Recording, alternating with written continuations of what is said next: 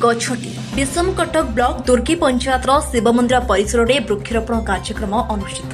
रायगढ़ जिला विषमकटक निर्वाचन मंडल दुर्गी पंचायतर शिव मंदिर परिसर में समस्त बीजेपी कार्यकर्ता मिलित होई मां गछटी कार्यक्रम कर वृक्षरोपण करते।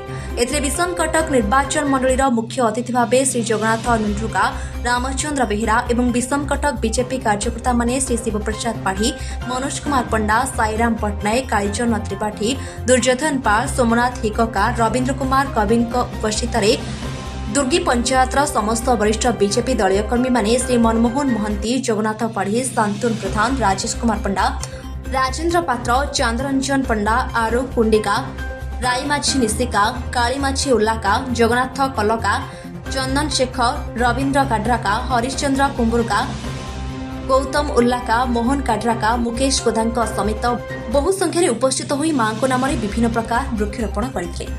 विषमकटकु Shivprasad Padhi report, AM media 24।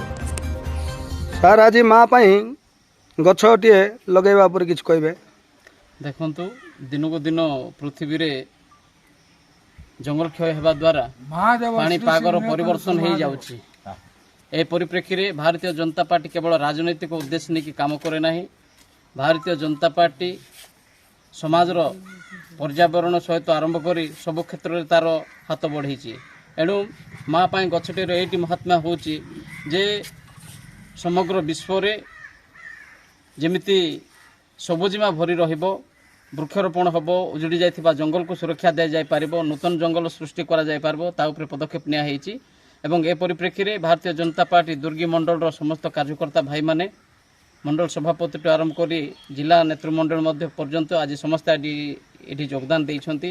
एवं दुर्गी ग्रामर ए महादेव मंदिर परिसर भितर आज वृक्षरोपण करिछु। ए परिप्रेक्षी रे आपणकर चंपा, जामकोली और विभिन्न प्रकार वृक्षरोपण करिछु। आगामी दिन में यहाँ समग्र अंचल यार कार्यक्रम को व्यापक करा जिवो एवं सबुज सुंदर ओडिशा गठन करने नूतन भाव में भारतीय जनता पार्टी सरकार ओडिशा रे हेछि। डबल इंजिन सरकार कार्यक्रम भितर वृक्षरोपण गोटे कार्यक्रम।